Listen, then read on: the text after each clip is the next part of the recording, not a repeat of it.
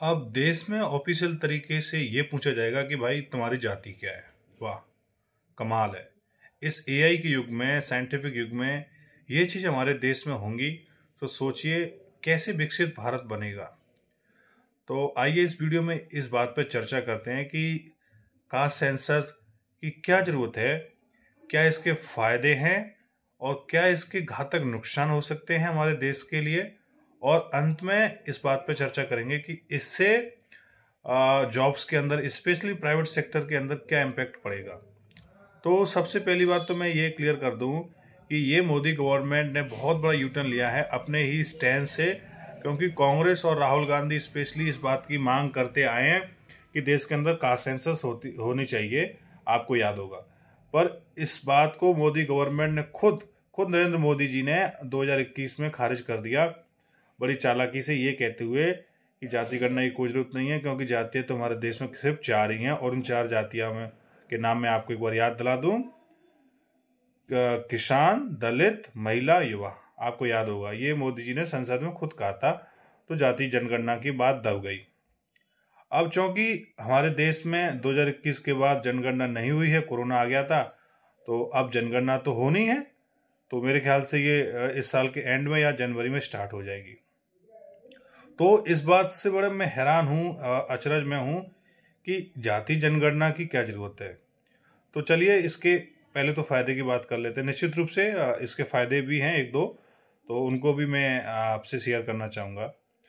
तो रही बात उसकी कि मोदी गवर्नमेंट इसको मोदी जी का मास्टर स्ट्रोक कह रही है, और मोदी के चाहने वाले जो बीजेपी के फैन हैं, देखिए उनका काम है वो तो कहेंगे, क्योंकि मोदी जी ने जब इसको नहीं किया था, मंजूरी नहीं दी थी, तो भी मास्टर स्ट्रोक कह रहे थे, और अब इसको करने जा रहे हैं तो भी मास्टर स्ट्रोक कह रहे हैं।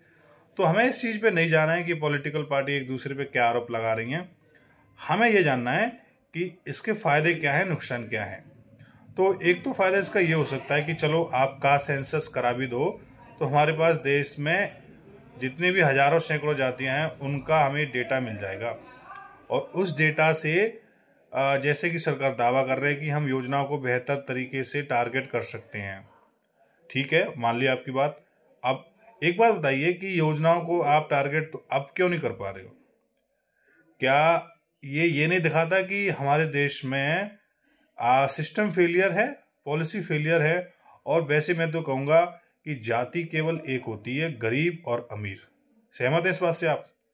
तो ऑलरेडी जो लोग इकोनॉमिकली वीकर लोग हैं उनको राशन मिल रहा है, और पिछड़ी जातियों को जॉब्स में रिजर्वेशन मिल रहा है, तो इस कास्ट की क्या जरूरत है? जरूरत तो इसलिए लग रही है कि क्योंकि 2025 में बिहार का चुनाव है, अक्टूबर या नवंबर में, और आपको बता दूं बिहार के अंदर ओबीसी, एसटी और एससी को यदि मिला लिया जाए तो वो 80% से भी ज़्यादा है। चूंकि बिहार, जो कि मोदी जी को बड़ा ही झटका लगा था यूपी से, सॉरी, और इस जो 2024 का जो लोकसभा चुनाव हुआ था उसके अंदर ओबीसी वोट शेयर गिरा, तो अब मोदी जी को इसकी महसूस जरूरत हो रही है। तो नुकसान की यदि हम बात करें कि जैसे कि कई राज्यों में इसको अपने कराया भी गया, जैसे बिहार है, तेलंगाना है और कर्नाटक है, तो ये देखा गया कि इसको बजाय देश के हित के लिए पॉलिटिकल पार्टीज ने अपने एजेंडा के लिए यूज़ किया, और जाति राजनीति को चरम पर ले जाने के लिए। अब मान के चलो, जैसा कि ये पॉलिटिकल पार्टी कहती हैं कि प्राइवेट सेक्टर के अंदर भी रिजर्वेशन दो। राहुल गांधी की तो ये मांग है कि 50% रिजर्वेशन जो कैप है उसको हटा दिया जाए। तो आप सोच के देखिए, यदि प्राइवेट सेक्टर के अंदर भी रिजर्वेशन हो जाएगा तो एक तो योग्यता मारी जाएगी जनरल कैटेगरी की, दूसरा ये होगा कि जो हमारे अंदर कंपनियां हैं, प्राइवेट कंपनियां हैं, उनके अंदर जो इन्वेस्टमेंट आता है, जैसे सपोज हम और आप इसको स्टार्टअप खोलते हैं, तो क्या क्या दिखाते हैं हम? अपना मेन पावर तो दिखाते हैं कि हमारे यहाँ कितना स्किल्ड आदमी काम कर रहा है। तो जब रिजर्वेशन घुस जाएगा तो कोई भी इन्वेस्टर इन्वेस्ट करने से डरेगा, क्योंकि वहाँ तो पता है कि यहाँ तो रिजर्वेशन से काम हो रहा है, यहाँ योग्यता का कोई मोल ही नहीं है, कोई भाव ही नहीं है। तो इससे एक तो ये नुकसान होगा। तीसरा सबसे बड़ा जो नुकसान होगा, और यही होगा, मैं तो दावे के साथ कह सकता हूँ कि इससे जाति राजनीति अपने चरम पे पहुंचेगी, क्योंकि सरकार के पास डेटा पहुंच जाएगा और ये डेटा इतना खतरनाक होगा, यदि किसी पॉलिटिकल पार्टी के हाथ पड़ जाएगा तो वो सोचिए इसका कितना गलत फ़ायदा उठा सकती है। दोस्तों, आपको क्या लगता है कि जाति जनगणना कितना सही है और इसकी वाकई में ज़रूरत है? पर जाते जाते मैं ये भी कहूँगा कि क्यों मोदी गवर्नमेंट इस बात की चिंता नहीं करती कि हमारे देश में कितने मुस्लिम हैं जो बांग्लादेश से आके रह रहे हैं, इसकी गणना कराए। हमारे देश में इसमें कितने लोग हैं जो कि वाकई में दलित हैं, पिछड़े हुए हैं, उनको योजनाओं की आवश्यकता है।